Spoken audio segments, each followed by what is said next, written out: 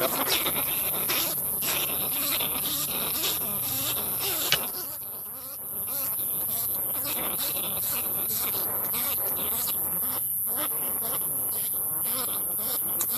มาแล้วครับผมแต้มแรก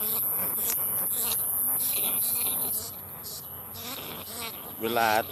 20:25ครับผม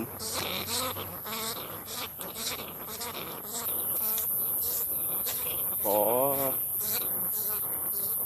เก็บหนูก่อนครับผม